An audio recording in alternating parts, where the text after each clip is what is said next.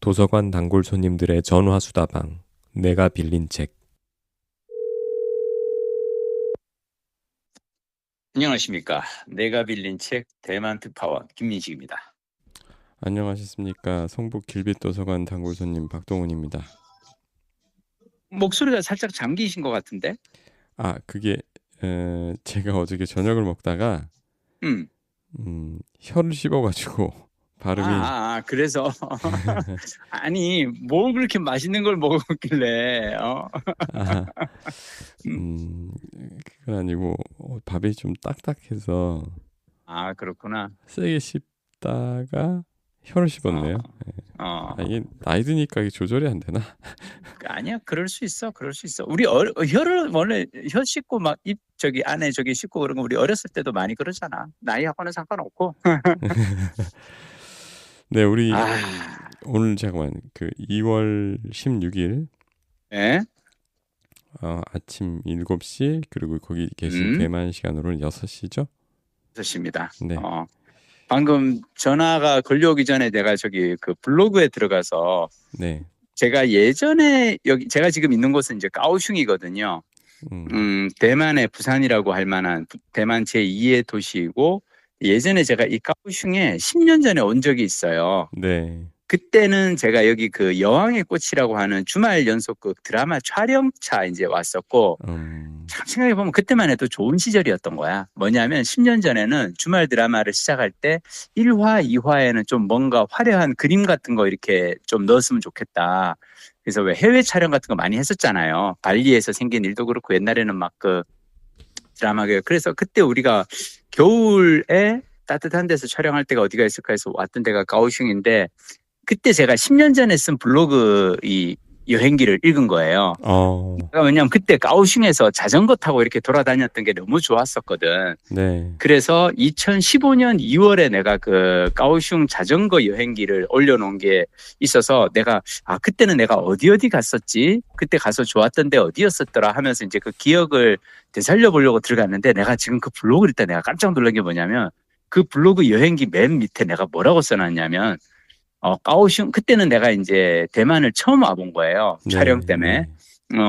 처음 와봤는데 대만이 너무 좋다. 그래서 나는 나중에 언젠가 반드시 타이베이에서부터 여기 까오슝까지 기차 타고 전국 일주를 해야겠다라고 적어놨더라고. 꿈을 이루셨네요. 근데 나는 요즘 항상 하는 생각이 뭐냐면 사람들에게 나는 자꾸 이제 글을 써보라고 얘기를 하거든요. 네. 왜 그러냐면 글에는 주술적인 효과가 있는 것 같아. 글을 내가 쓴다라는 건 뭐냐면 내가 글을 쓰면서 그 글이 글쓰기는 나와의 대화잖아요. 나에게 자꾸 얘기를 거는 거고, 와, 나는 그 글을 보면서 너무 이렇게, 뿌듯하면서 한편으로는 대견하면서, 왜 그러냐면, 이제 죄송합니다. 여기서 잠깐 잡벅 시간 들어갈게요. 왜 내가 대견하냐면, 2015년 2월은 내가 절대로 행복했던 시간이 아니거든. 왜냐하면 그때는 제가 그 회사에서 좀 이렇게 핍박받던 시절이어서 여왕의 꽃이라는 드라마도 어떻게 된 거냐면 그 어떤 국장님이 있어요. 이 국장님은 나를 옛날에 되게 아끼신 국장님이야. 그 옛날에 되게 재밌는 게 내가 2012년에 이 국장님이 저를 부르셔가지고 이분이 드라마 국장이던 시절에 저더러 그 CP 그러니까 이제 국장 밑에 일하는 그 부장들이죠. 4명의 팀장이 있는데 그 CP를 맡으라 그래가지고 그러고는 그냥 조합에 그 집행부 회의 가서 그걸 얘기를 했더니 집행부에서 황당해하면서 파업 전이에요. 파업 전인데 뭐냐면 아니 노조 간부는 그러니까 그 회사 CP는 그 회사 측 간부기 때문에 노조 간부가 그 회사 측 간부 2개를 동시에 할 수가 없다는 거야. 그래가지고 그 국장님은 나를 되게 아끼셔서 그렇게까지 이제 자리까지 주셨던 분인데 그때 이제 못했는데 그러고 나서 내가 이제 파업 이후에 너무 고생하는 걸 보고 그 국장님이 좀 안쓰러워서 저한테 제안하신 게 뭐냐면 당신이 연출하는 드라마가 있는데 그 드라마에 와서 야외 촬영이라도 좀 해봐라. 한 5년 넘게 이제 일을 안 하고 있으니까. 근데 그때 사실은 쉽게 얘기하면 이제 백이종군이죠. 나는 그 전에 글로리아라는 주말 연속극을 메인 연출을 했던 사람인데 다른 분이 만드는 드라마에 가서 마치 조연출처럼 일하는 게 쉽지는 않은 시절이었거든. 근데 나는 그때 뭐였냐면 그 와중에 여기 와서 촬영하는 와중에 하루 딱 쉬는 날이 있었어요. 그때 여기 와서 2주인가를 해외 촬영을 했는데 그 주연 배우 스케줄이 하루가 딱 중간에 빈 거야. 한국에서 비행기가 뭐 이제 날아오는데. 그래서 그 하루 동안 촬영팀 쉬는 날 내가 길을 쓰고 까오슝을 이제 자전거를 빌려가지고는 돌아다닌 거예요. 네. 나는 지금 하는 생각은 뭐냐면 힘들 때 나는 여행으로 버텼구나. 그러니까 이거를 그랬고 그리고 그때 나는 블로그에다가 적어놨던 거지. 언젠가 나는 다시 온다라고 했는데 근데 제가 10년 만에 다시 오고 한 건 뭐 느끼는 건 뭐냐면 10년 만에 여행하기가 훨씬 더 좋아졌어. 왜냐하면 내가 지금 여기 보니까 그 블로그에 내가 뭐라고 적어놨냐면 그때는 내가 자전거를 빌리기 위해서 여권을 가지고 가서 자전거 샵에 가서 여권을 맡기고 아니면 보증금이든 카드든 뭐가 됐든 그걸 맡기고 그걸 했거든요. 지금 저는 여기서 이제 유바이크를 쓰고 있어요. 네? 유바이크. 나 오늘 이제 우리 박동훈 부장님께 이 유바이크를 소개하려고 지금 가는데 뭐냐면 이게 우리 그 서울의 따릉이야. 공유 자전거. 근데 이게 되게 좋은 건 뭐냐면 외국인 여행자도 쓸 수 있게끔 돼 있어요. 물론 여러분들이 그러니까 이거는 여러분들이 와서 이제 그거는 검색하면 돼. 대만 번호가 있어야 되거든 원래는.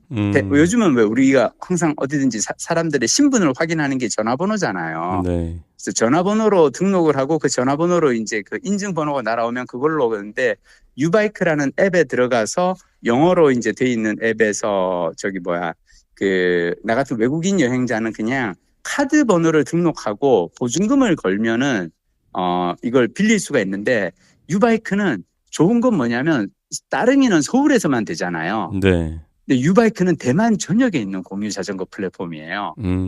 그래서 내가 이를테면 컨팅이라는 그 해안 도시에 가서도 이걸로 빌렸거든.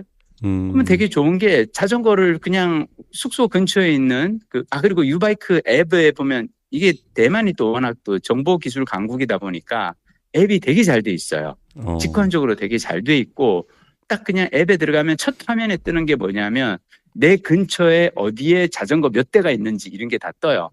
그래서 그걸 보고 거기에 가서 자전거를 빌려. 그리고 QR코드 찍으면 바로 자전거가 대여가 되고 한참 갈리다가 힘들잖아. 그러면은 근처에 자전거 여기 거치대가 어디 있는지 확인하고 가서 그냥 반납해버려. 그리고 1시간에 얼마인 줄 알아? 그러니까 한 번에 대만 돈 1,000원? 그렇지. 얼추 비슷하면 한 번에 대만 돈 10원인데 440원이에요. 근데 이게 30분에 440원인지 뭐 이건 잘 모르겠어. 1시간에 440원인지는 내가 지금 아직까지 잘 모르겠는데 하여튼 중요한 거는 정말 저렴한 가격이잖아. 네. 그래서 하다가 반납하고 그다음에 이제 구글 지도 들어가서 숙소까지 가는 그냥 버스 타고 돌아오면 되거든. 그러니까 내가 어제 여기 지금 까오슝에 와서 한 거는 뭐냐면 내가 여기 되게 좋아하는 또 렌츠탄이라고 하는 호수가 있어요. 우리 호수 자전거 여행 되게 좋아하니까. 근데 거기까지 일단 여기 MRT 대만의 전철인 MRT를 지하철을 타고 그 근처에 가서 지하철에 내리면은 지하철역 옆에 유바이크가 있고 그걸 빌려가지고 호수 한 바퀴 돌고 다시 반납하고 그러고 오는 거지. 너무 좋지 않아? 좋네요.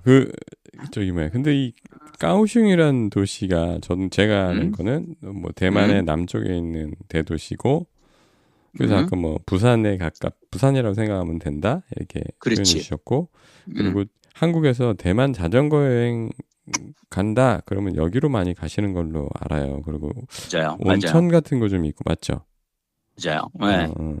까오슝에 대해서 또 근데 이제 그 자전거 타기 좋은 나라들은 보면 좀 평평하잖아요.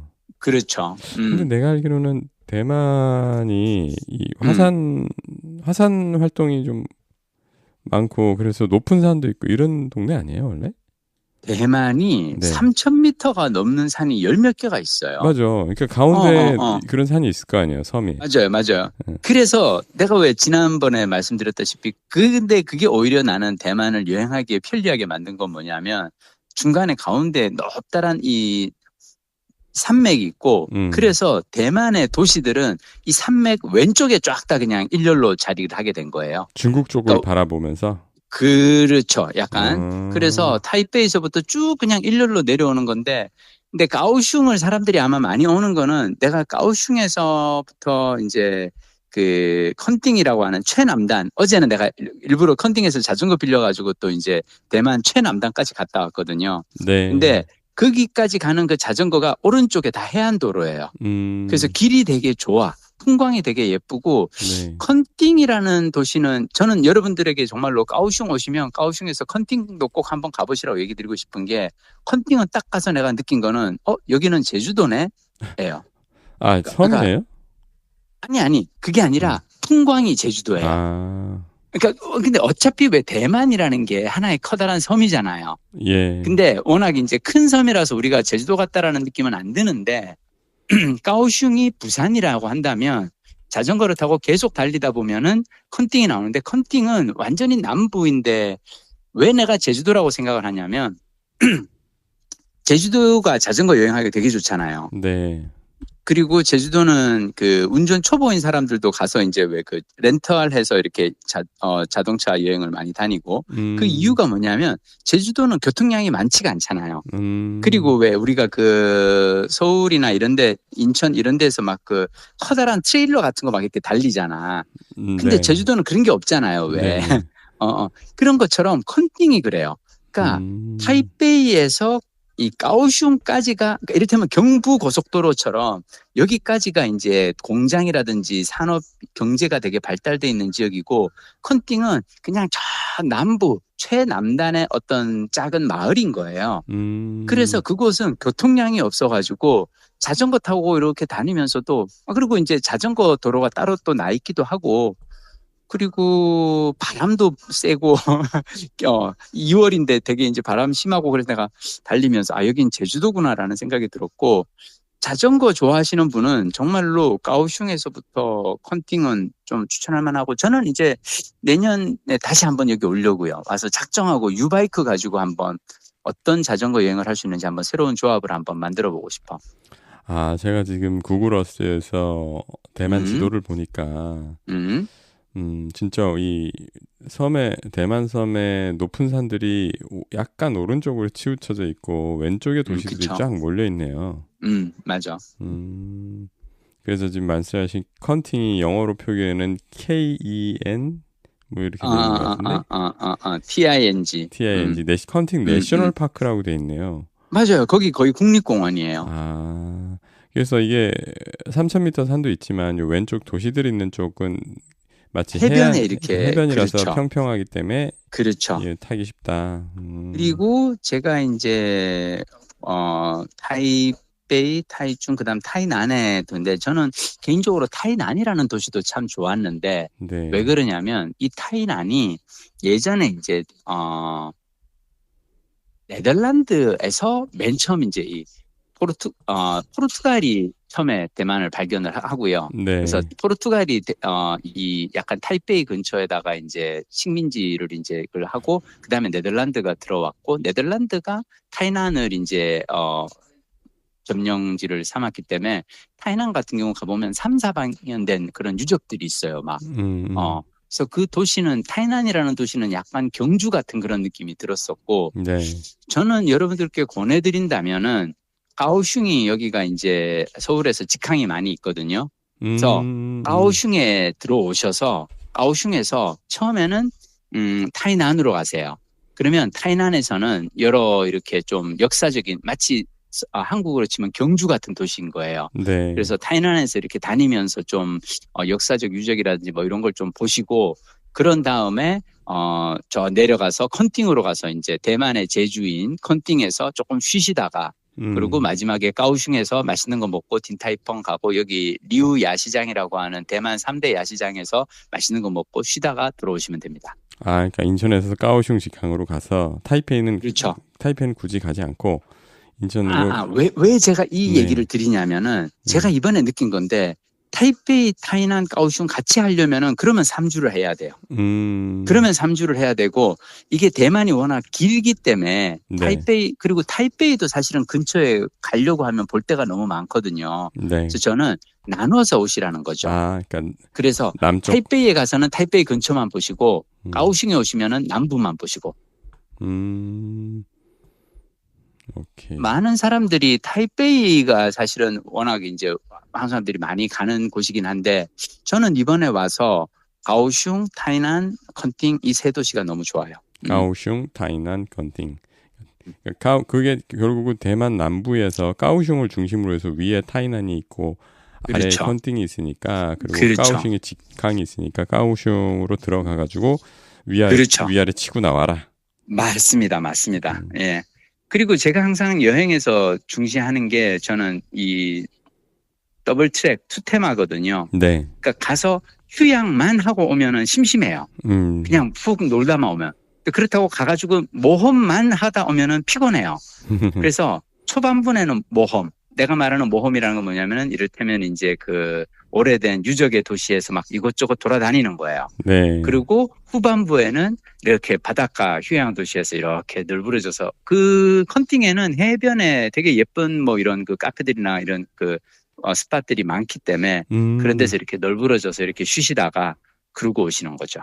그러니까 가오슝하고 타이난은 대도시니까 그렇게 둘러보고 그리고 그렇죠. 컨팅에서 그렇죠. 휴양하면서 컨팅에서 휴양하고 이제 개운하게 나와라.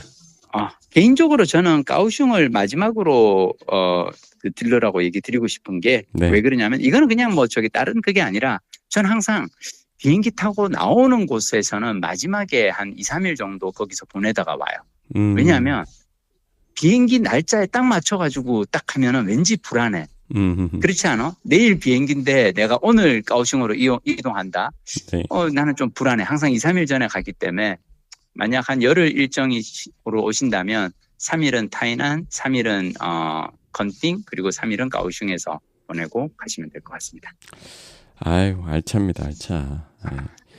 그리고 와서 진짜로 이 유바이크 한번 빌려서 이렇게 다녀보세요. 나는 이번에 와서 이렇게까지 하면 좀 그런데 와서 느낀 게 뭐냐면 대만은 정말로 이 자전거를 타는 사람들이 많아요. 그래서 횡단보도 옆에 이렇게 그 자전거 따로 이렇게 서 있는 그 정차 위치 같은 것도 다 표시돼 있고 자전거용 그게 대도시에서도 자전거를 타는 게 전혀 위험하지 않다라고 느낄 정도인데 개인적으로 나는 이게 되게 마음이 아픈 건 뭐냐면 서울은 이런 그게 잘 안 돼 있잖아요. 그래서 나는 우리가 좀 대만을 보면서 많이 가고 그리고 참 개인적으로 저는 대만이 또 좋은 거는 물가가 진짜 싸. 어제도 여기서 뭐 이렇게 정말 만족스러운 식사를 하는데 5,000원에서 10,000원 사이면은 정말 맛있게 먹어요. 그래가지고 대만이 물가가 왜 이렇게 싼 줄 알아요? 글쎄.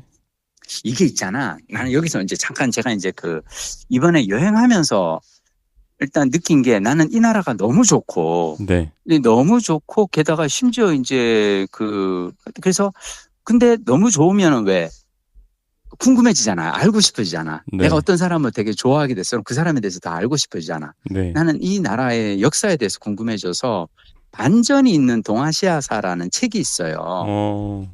역사 선생님 쓰신 책인데 나는 그 책을 보면서 대만의 역사를 공부를 했거든요. 네.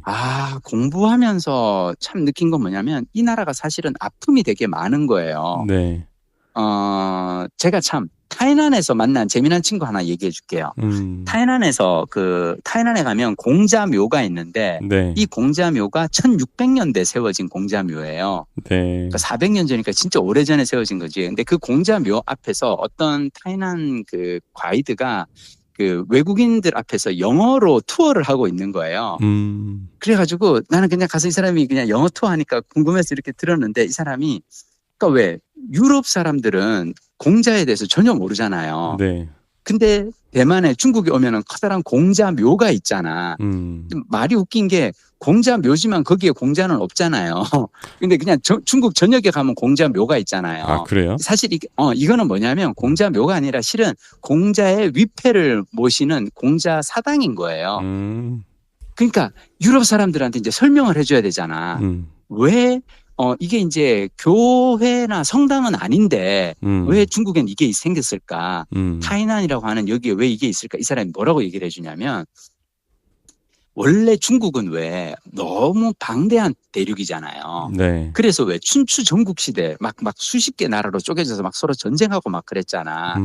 그러다가 드디어 중국 대륙이 통일을 했단 말이야. 네. 근데 통일을 하고 나서 보니까 서로 다른 문화와 다른 신앙과 다른 이걸 가진 이 이민족들이 너무 많아서 이 많은 사람들을 융합하기가 쉽지가 않은 거지.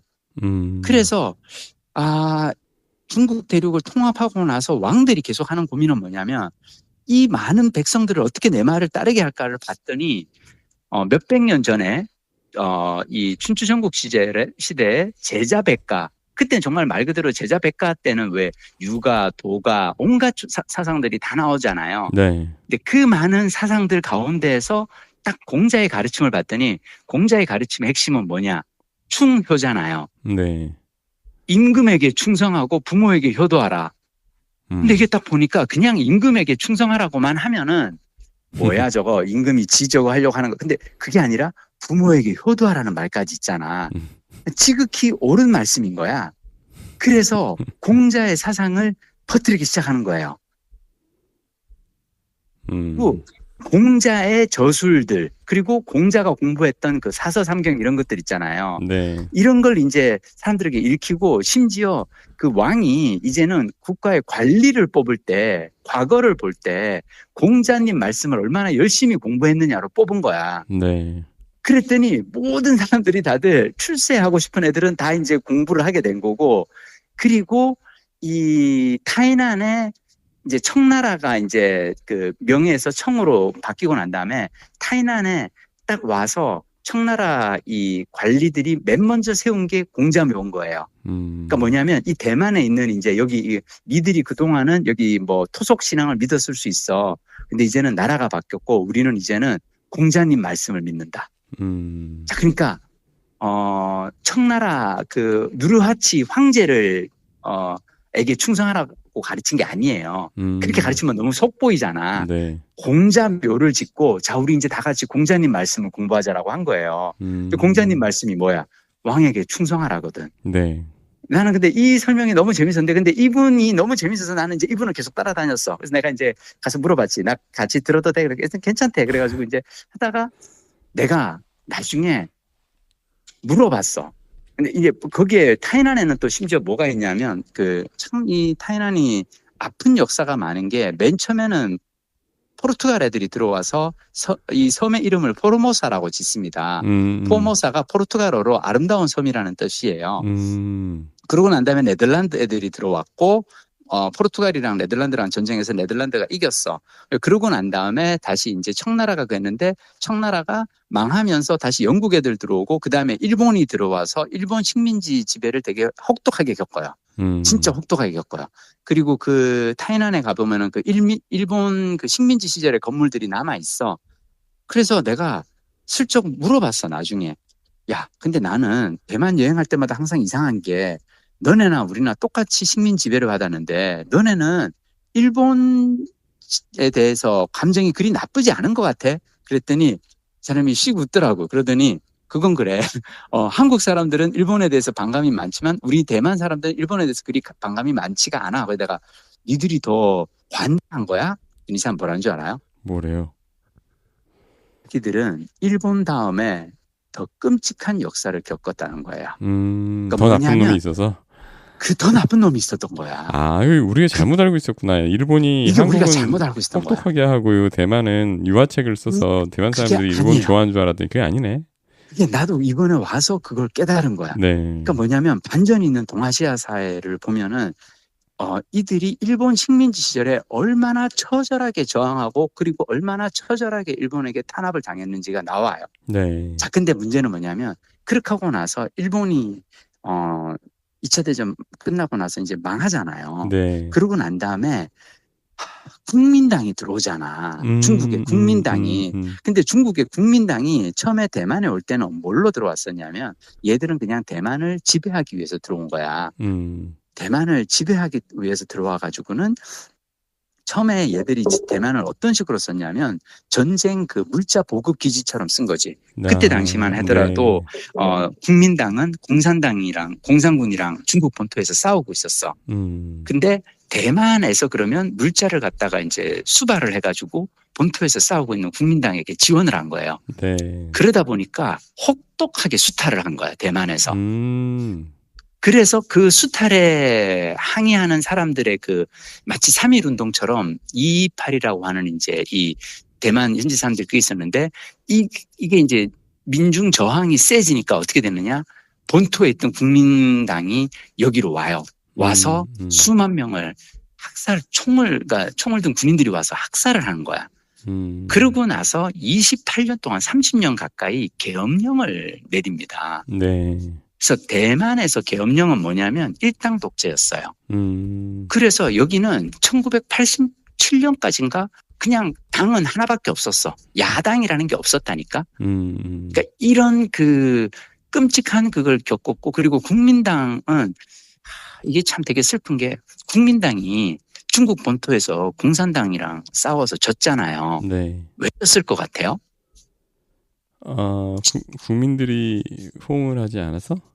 정답. 그러니까 왜냐하면 내전을 할 때 내전이란 건 뭐냐면은 외국에서 누군가가 침략한 게 아니잖아요. 네. 내전이라는 건 뭐냐면 같은 국민들끼리 싸운단 말이야. 네. 근데 그럴 때는 누구가 이기냐면은 백성들의 마음을 얻는 사람들이 이기는 거예요. 근데 국민당은 그냥 중국 본토에서도 되게 수탈이 심했던 애들이야. 그러니까 왜 공산당은 이 농민들의 마음을 얻는 데 성공을 했고 국민당은 그러지 못했던 거야. 얘들이 그 버릇이 어디 안 간 거야, 그냥. 네. 대만에 와서도 똑같이 그걸 했고.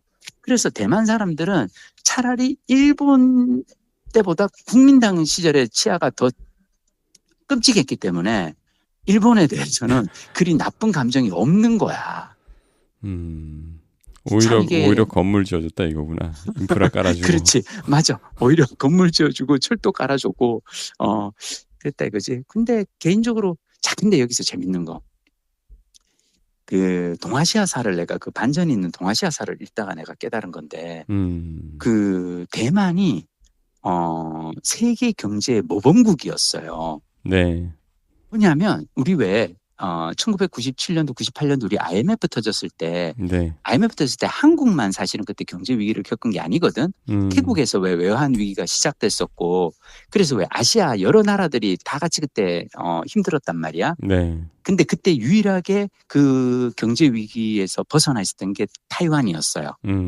그리고 타이완은 심지어 되게 잘 나가가지고 그 일본 다음 가는 이제 그 1인당 구매력이라든지 이런 거에서 일본 다음 가는 그거였거든. 네. 그리고 대만은 1987년도 이후에 이제 계엄령이 끝나고 나서 민주화 항쟁, 이분들도 민주화 투쟁을 되게 오랜 시간 했었고, 그래서 결국은 민주주의를 일궈냈고, 그러고 나서 여기는 진짜로 대만이 사실은 한국보다, 대만은 언론 자유국인 거 알아요?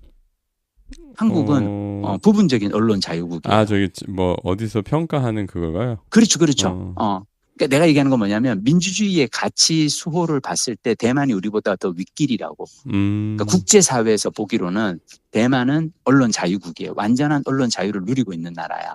근데 한국은 그렇지 않지. 원래는 한국도 그랬어. 근데 2007년 이후야. 2007년 이후가 왜 그런지는 여러분이 그냥 알아서 생각해 보시고.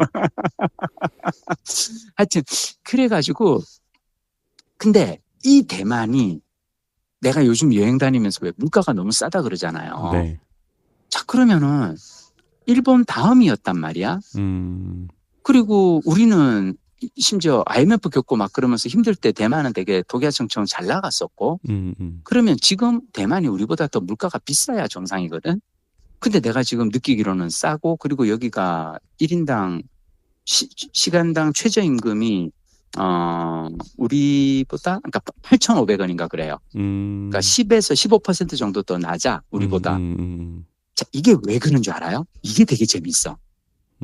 이게 되게 재밌어.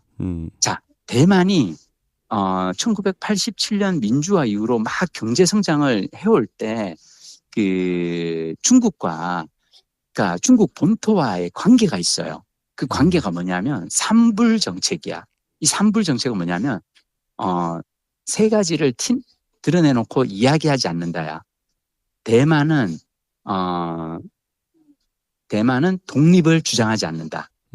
그리고 중국은 통일을 주장하지 않는다. 그리고 마지막으로 양자는 무력을 쓰지 않는다. 무력 침공을 하지 않는다. 이게 삼불 정책이에요. 근데 이건 뭐냐면 대놓고 이렇게 얘기하진 않아요. 왜 그러냐? 그러니까 80년대, 90년대 이후에 이 중국과 대만은 서로 애매한 게 중국은 대만에게 협약을 맺거나 조약을 맺을 수가 없어. 나라로 인정하지를 않거든. 중국은 대만을 나라로 인정하지 않아요. 독립국으로.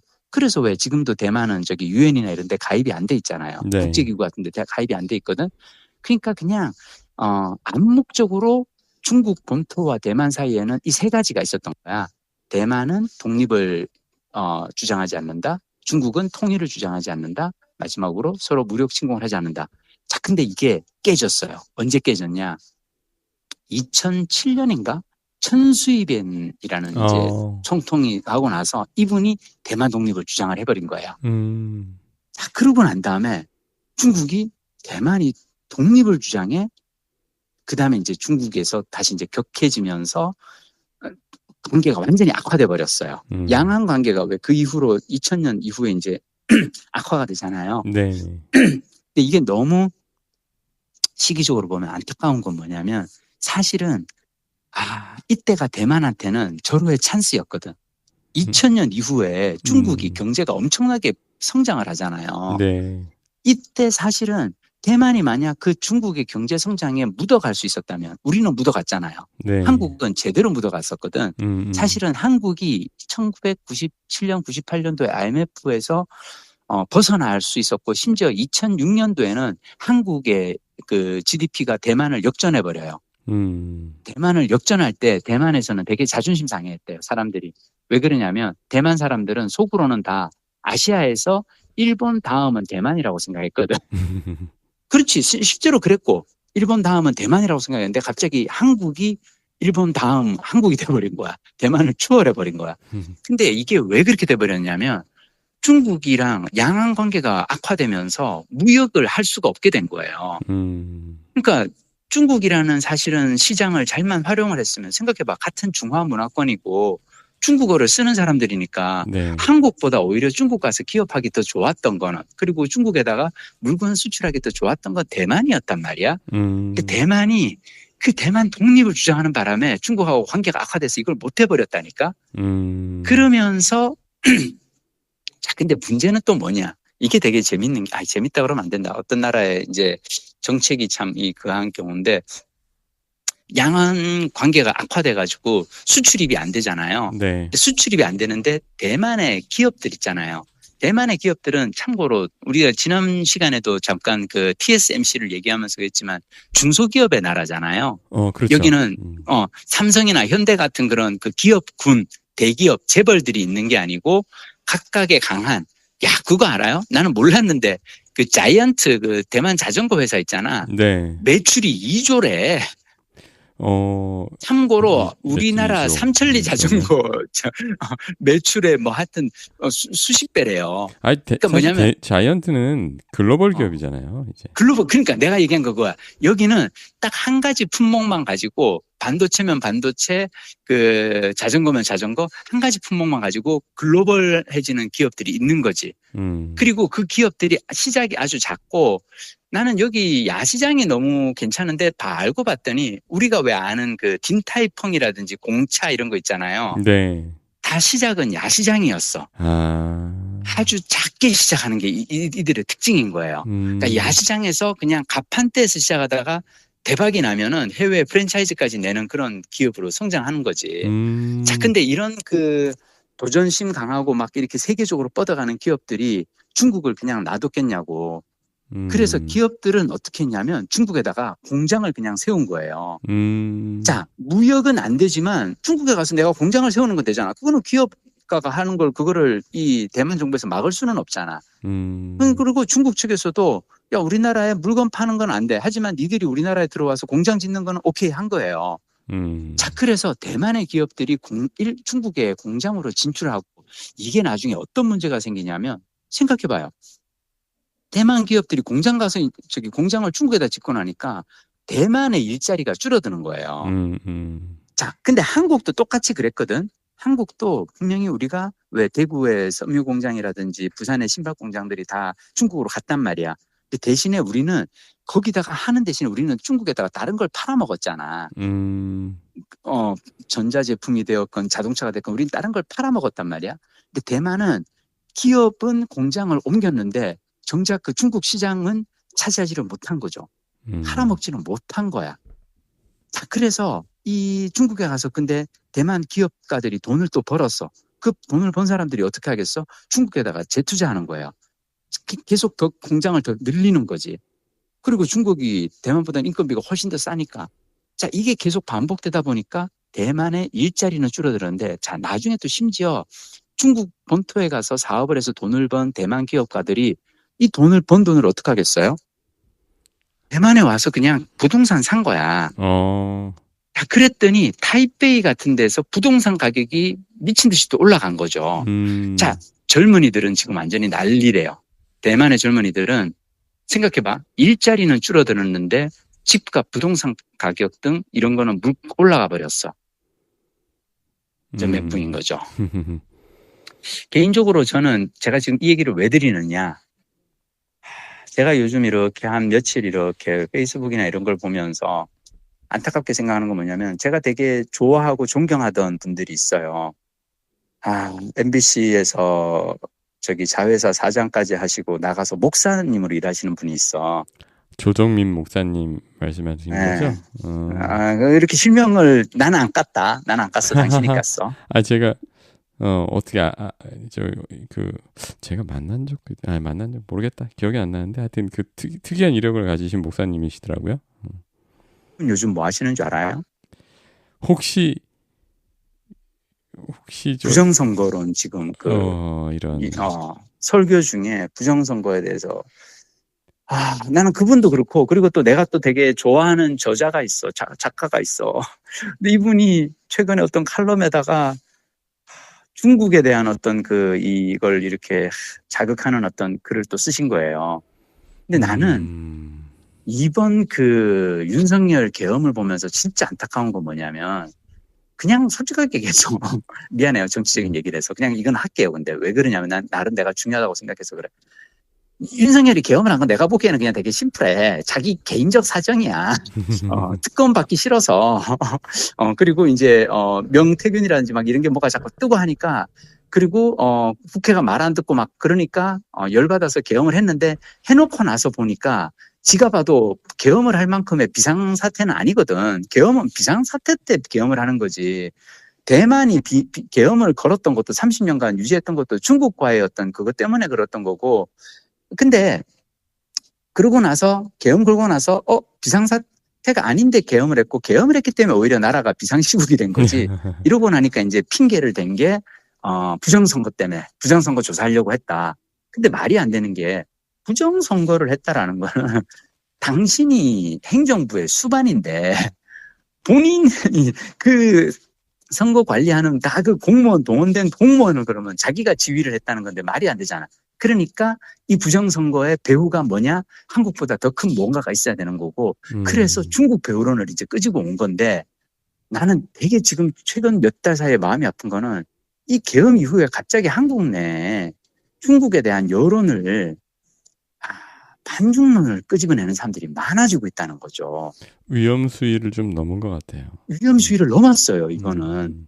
그러니까 뭐냐면 오로지 윤석열을 필드치기 위해서 중국과의 관계를 나는 이거는 너무 이해가 안 가는 상황인 게 자, 제가 아까 대만 얘기를 드렸잖아요. 네. 대만이 진짜 시위를 했거든. 그때 사실 대만 독립을 주장만 하지 않았으면은 양안 관계가 그렇게 악화되지 않았을 거고 그랬다면 물론 뭐 역사의 가설이라는 의미가 없지만 그랬다면 사실은 지금 얼마나 대만이 잘 나갔겠어.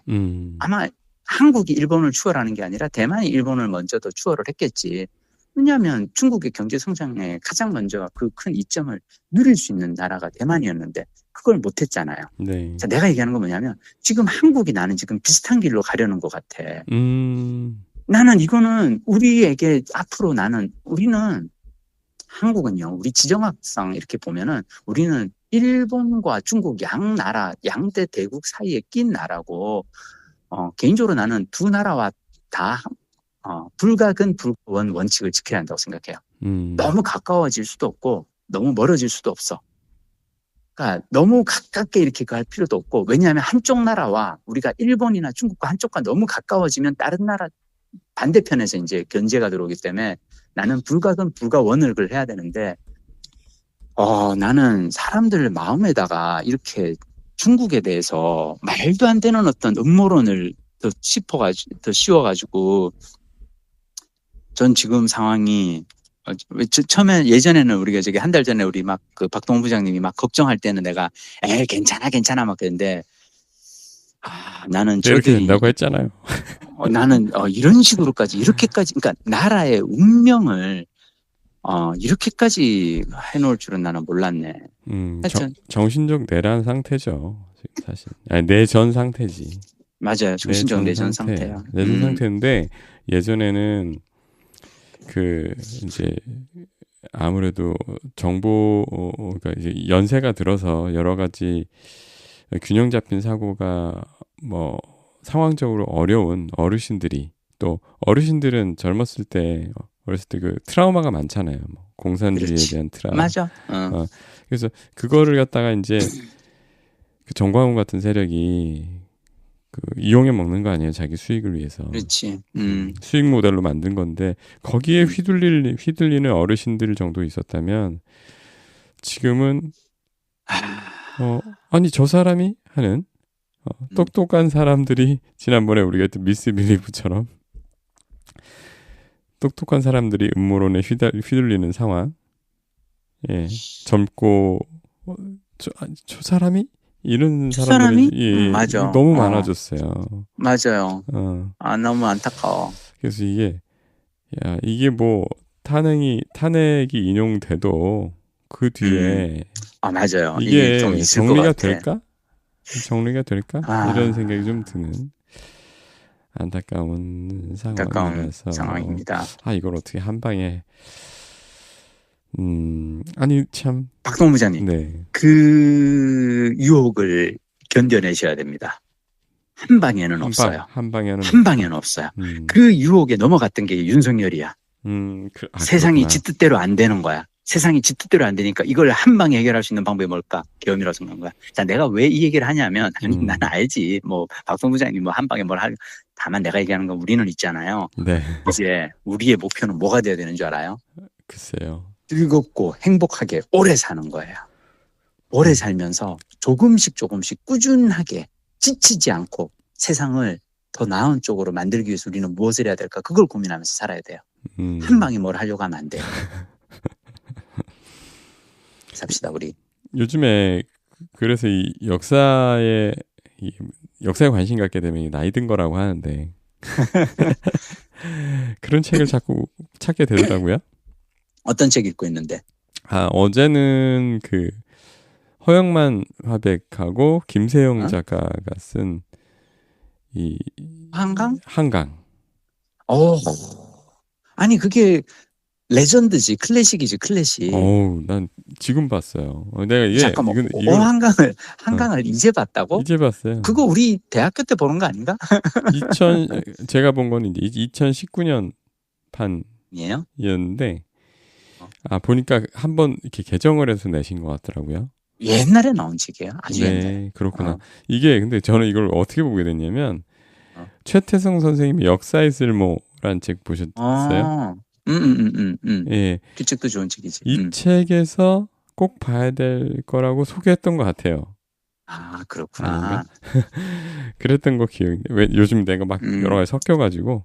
근데 그런 역사의 쓸모를 어떻게 보게 됐냐면, 역사의 쓸모는 이 빌리에서제에서 오디오북으로 들었는데, 큰애가 이번에 고등학교 가는데 그 고등학교에서 사전 읽어야 돼. 읽고 오라고 내준 책에 있어가지고 이거를 샀는데 제가 재밌어 보여서 밀리의 서재에서 찾아보니까 오디오북에서 저는 그냥 오디오북으로 들었고 애는 책으로 읽었죠. 이거는 이게 역사 공부를 해야 되는 상황이라면 이거부터 읽고 시작하면 왜 그렇지. 역사를 공부해야 하는가 또는 공부하고 싶어지는 그런 책인 것 같더라고요. 근데 미안해. 여기서 찬물 끼얹어서. 찬물. 역사 공부 그렇게 열심히 하면 뭐해. 역사 가르치는 어떤 분은. 그래, 그건 정말 이해가 안 가는 부분이야. 그거 내가 이해되게 내가 만들어드릴까? 네. 심플하게 내가 설명할 수 있어. 그 사람은 역사학자도 아니고 역사 전문가도 아니고 그냥 공무원 역사 시험 기출문제 쪽집게 과외 선생이었던 거예요. 자, 이 사람은 뭐냐면 욕망의 화신이야. 내가 니들을 나라의 공복으로 만들어줄게. 너네 내 말만 잘 들으면 공무원 시험 무조건 합격할 수 있어. 이걸로 한 사람이고, 나는 그래서 그분은 역사 시험 문제를 정답을 맞추는 공부는 했는지 몰라도 정말로 역사의 쓸모라든지 역사의 그 의미나 이거에 대해서 공부를 제대로 하신 분일까? 제대로 했으면 과연 그렇게 될 수 있을까? 그런 생각이 듭니다. 아마 우리 또 괜히 누구 디스하지 말고 나는 근데 방금 그 박동훈 선생님 말씀 듣다가 참 좋은 이 습관인 게 그게 뭐냐면 여러분이 아이들이 학교에 갈 때 학교에서 받아오는 왜 겨울방학 무슨 독서 무슨 목록이라든지 무슨 이렇게 독서 목록이 있을 거예요. 네. 그거 되게 학교에서 선생님들이 공들여서 선정한 책들이거든. 네. 그 책을 같이 읽어보세요, 여러분들이. 애들만 이렇게 하지 말고 오히려 그리고 절대로 애한테는 너 이 책 그래서 읽어봤어? 묻지 마세요. 그러면 여러분이 묻는 순간 그거는 아이에게는 숙제가 됩니다. 이거 읽어야 되나 보다. 근데 묻지 말고 내가 그냥 먼저 읽는 거예요. 와, 네가 그때 보여준 그 독서 리스트에 있는 책에서 내가 이거 읽어봤는데 그 책 진짜 좋더라. 라고 엄마 아빠가 얘기해 주는 게 아이가 책을 읽는 데 있어서는 최고의 동기부여입니다. 그래서 여러분들이 내가 빌린 책에서 나오는 책 읽으시려고 하지 말고 먼저 아이 학교에서 내주시는 그거부터 읽으시면은 아이와의 대화도 훨씬 더 좋아지고 괜찮아질 거라고 생각합니다. 아니 이번에 이제 아이가 가는 고등학교에서 이제 사전 학습을 그 방학 숙제를 미리 내주더라고요. 내주는데 거기에 나온 책들이 그리고 이제 사게 되잖아요. 제가 주문을 하게 되니까. 그래서 하면서 보니까 야, 책들 진짜 잘 고르셨더라고요. 불러줘. 책은 이거였고 문제집이나 이런 것들도 그러니까 참고서 이런 것들도 제가 사서 이렇게 한번 보니까 야, 정말 예를 들면 어휘 같은 것들도 문해력이 요즘 애들이 많이 떨어지잖아요. 그래서 이제 그거에 대비해서 온 책도 있고 그다음에 영어 버캐블러리 관련해서 온 책도 있고 한데 일단 예전보다 참고서나 문제집이 정말 잘 만들더라고요. 정말 애들이 효과적으로 공부할 수 있게 잘 만들고 그다음에 목표도 되게 뚜렷하고 이 책은 문해력을 높이기 위한 책이야. 그러면 그 구성조차도 굉장히 전략적이고 효과적으로 잘 디자인돼 있어요. 이 내부 구조가. 그래서 아주 그냥 뿌듯하시겠네 우리 학부모님께서는. 그리고 학교에 대해서 믿음도 갖고. 그렇지. 그게 중요한 거지. 딱 그걸 보는 순간 이 독서 목록을 보는 순간 이제 이 선생님들이 되게 공들여서 고르신 목록이구나. 학교에 대한 믿음이 확 가지. 맞아. 나도 그래. 나도 사람 만나서 그래서 요즘 무슨 책 읽어요? 라고 했을 때 그 사람이 얘기하는 책을 들어보면은, 사람에 대한 어떤 게 확 오지, 이제. 아이고, 자, 나머지 여행은 언제 어떻게 마무리가 되십니까? 이제, 가오슝에서 있다가, 이제 제가 타이베이로 올라가서, 타이베이에서 마무리하고, 타이베이에서 비행기 타고 다시 들어갑니다. 그러니까 지금은 휴양 시즌인가요? 뭐 이제 휴양이랑 이제는 사실은 그냥 다 섞여 있는 것 같아요. 왜냐하면 3주가 되잖아. 그러면 2개로 나누는 게 의미 없어. 자, 그러면 다음 주는 여기 우리 서울에서 뵙겠습니다. 네. 예. 여행 잘 마무리하시고. 네. 대만에서 많이 쌓으시고. 한국에서 뵐게요. 예. 네.